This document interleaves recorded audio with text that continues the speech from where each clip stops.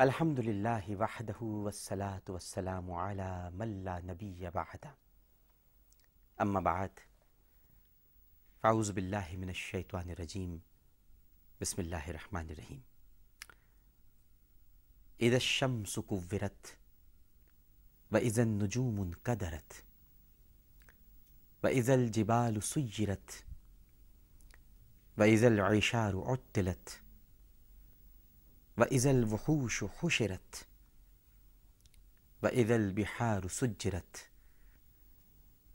وَإِذَا النُّفُوسُ زُوِّجَتْ وَإِذَا الْمَوْءُودَةُ سُئِلَتْ بِأَيِّ ذَنبٍ قُتِلَتْ وَإِذَا الصُّحُفُ نُشِرَتْ وَإِذَا السَّمَاءُ كُشِطَتْ وَإِذَا الْجَحِيمُ سُعِرَتْ وَإِذَا الْجَنَّةُ أُزْلِفَتْ علمت نفس ما احضرت صدق اللہ العظیم۔ ناظرین کرام السلام علیکم۔ پروگرام آثار قیامت کے ساتھ عامر لیاقت حسین حاضر خدمت ہے۔ ابھی آپ نے سورہ تکویر کی ابتدائی 14 آیات سماعت فرمائی۔ ارشاد اللہ سبحانہ و تعالی ہے، جب سورج لپیٹ دیا جائے گا اور جب تارے بکھر جائیں گے اور جب پہاڑ چلائے جائیں گے اور جب 10 مہینوں کی حاملہ اونٹنیاں اپنے حال پر چھوڑ دی جائیں گی اور جب جنگلی جانور وحشی جانور سمیٹ کر اکٹھے کر دیے جائیں گے اور جب سمندر بھڑکا دیے جائیں گے اور جب جانیں جسموں سے جوڑ دی جائیں گی اور جب زندہ گاڑی ہوئی لڑکیوں سے پوچھا جائے گا کہ وہ کس قصور میں مار دی گئیں اور جب اعمال نامے کھولے جائیں گے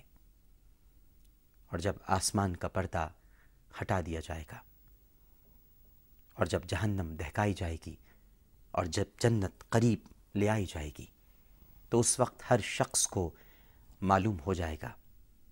کہ وہ کیا لے کر آیا ہے۔ ناظرین کرام، یہ آیات جن کا ترجمہ ابھی آپ نے ملاحظہ فرمایا، روز قیامت کے بالکل قرب کا بیان ہے کہ جب ہر شے اپنے انجام کو پہنچ جائے گی تب ہر شخص کو اس کا اگلا پچھلا سب کیا دھرا معلوم ہو جائے گا۔ اب سوال یہ اٹھتا ہے کہ کیا قیامت اچانک ہم پر ٹوٹ پڑے گی؟ نہیں ناظرین، بلکہ اس کے آنے سے پہلے اللہ اپنے بندوں کو اپنی ایسی نشانیاں دکھائے گا کہ وہ سنبھل سکیں، اپنے گناہوں سے تائب ہو سکیں، خواب غفلت سے بیدار ہو سکیں۔ اب وہ نشانیاں کیا ہیں اور کب ظاہر ہوں گی، یہ آثار قیامت کا موضوع ہے جو انشاءاللہ ہم کوشش کریں گے، جب تک اللہ سبحانہ و تعالیٰ کا حکم ہے کہ اسے 30 پروگرامز تک سمیٹنے کا معاملہ حل کیا جائے، یعنی کوشش کی جائے کہ ہم اسے 30 پروگرامز تک سمیٹ سکیں۔ قیامت ہمارے سر پر کھڑی ہے ناظرین کرام، مگر ہماری آنکھیں نہیں کھل رہی۔ اس وسیع و عریض کائنات کی وسعتوں میں ہم کیا ہیں؟ کچھ بھی تو نہیں، سچ کہہ رہا ہوں، لیکن باتیں ایسی کرتے ہیں، دعوے ایسے کرتے ہیں اور ارادے ایسے ہیں ہمارے جیسے سب کچھ ہم ہی تو ہیں۔ ایک ذرا سے طوفان سے، ایک ذرا سے زلزلے سے، ایک سیلاب سے ہماری بنیادیں ہلنے لگتی ہیں، ہم گھبرا جاتے ہیں، خود کو بے دست و پا محسوس کرتے ہیں، اور یہ تماشا روز ہوتا ہے، یہ قیامت روز گزرتی ہے، مگر ہماری آنکھیں نہیں کھلتی اور نہیں معلوم کب کھلیں گی۔ کسی کو دیکھیں نہ دیکھیں،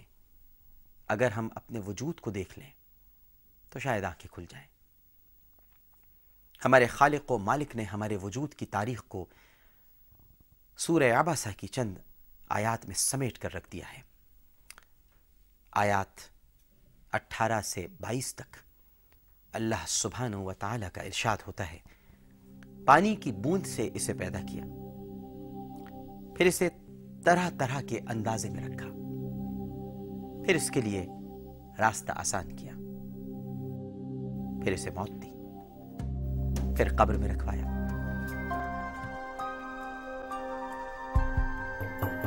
پھر جب چاہا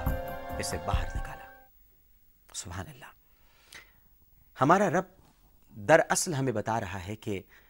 اب جس طرح چاہے زندگی بسر کرو، ہم نے